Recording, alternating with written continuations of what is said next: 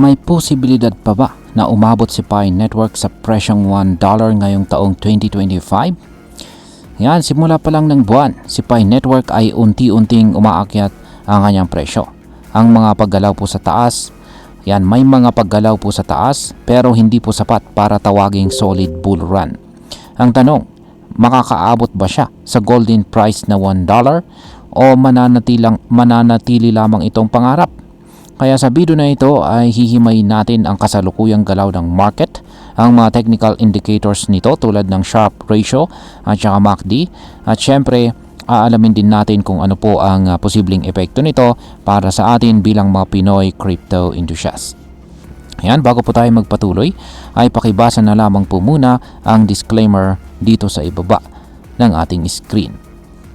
Ayan, simulan po natin sa kung ano po ang kasalukuyang galaw ng presyo ni Pi Network. Ayan, simula po noong buwan ng May, ayan, si Pi Network ay nakitaan ng bahagyang pag-angat ng kanyang presyo. Bagamat unti-unti siyang umaakyat, hindi niya kayang buuin ang lakas para tuluyang makalipad. Sa madaling salita ay parang nasa kalagitnaan siya ng dalawang direksyon.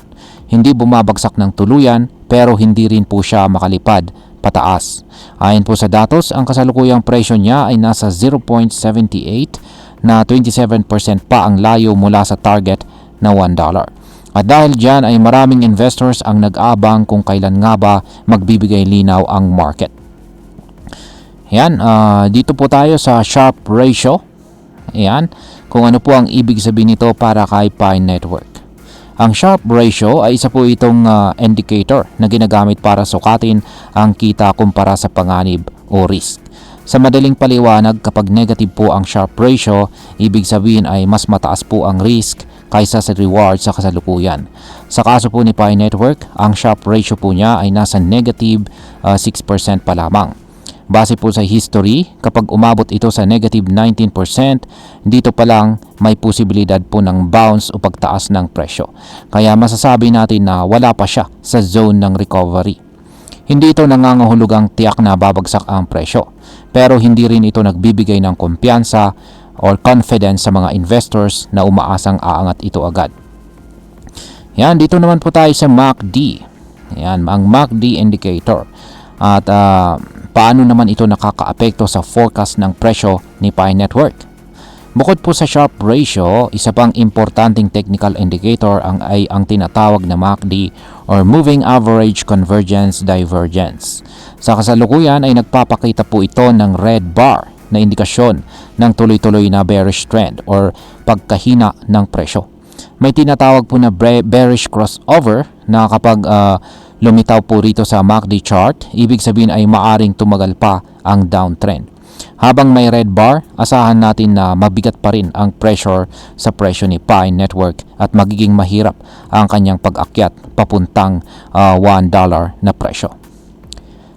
Ngayon is bakit nga ba napakahalaga ng $1 na price level para sa mga investors?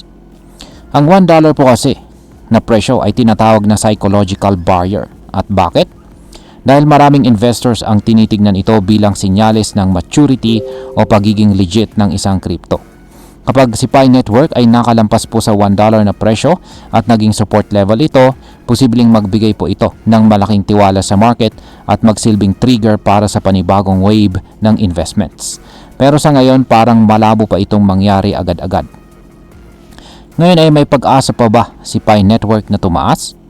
Sa ngayon ang market sentiment ay tila neutral. Walang malakas na puwersa na nagtutulak pataas o pababa. Pero may mga sinyalis na pwedeng magbago ito. Kung saaling si Bitcoin ay gumawa ng panibagong all-time high, malaki po ang tsansa na madamay si Pi Network pataas. Ayon po sa ilang analysis, si Pi ay may malakas na correlation kay Bitcoin. Ibig sabihin kapag umakyat po si Bitcoin, posibleng sumunod na rin itong si Pi. Kapag nabasag po ni Pi Network ang kanyang resistance na nakaabang dito sa presyong 0.87, may posibilidad na lumapit po siya sa $1 at mabura ang kasalukuyang bearish sentiment.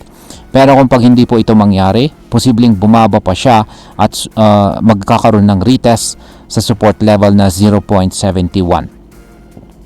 Ngayon ay pag-usapan na po natin ang posibleng epekto nito para sa atin bilang mga Pinoy crypto enthusiast. Para sa atin bilang mga Pinoy na nagmina or nag-hold kay Pi Network mula pa noong early days nito, malaking bagay kung umabot nga ito sa $1. Ibig sabihin nito, yung mga naipon natin ay magkakaroon ng mas mataas na halaga.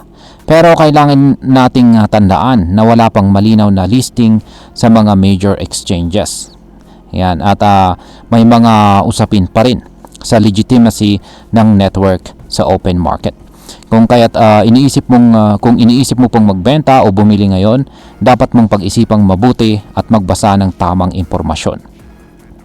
Bilang panghuli, ang masasabi ko naman tungkol dito ay sa personal kong pananaw, posible naman talaga na maabot ni Pi Network ang $1. Pero hindi ito mangyayari ng biglaan. Kailangan ito ng strong market push, positive sentiment, at saka clarity mula sa Pi-Core team kung kailan talaga magiging fully tradable ang kanilang token. Sa ngayon, maiging maingat muna tayo.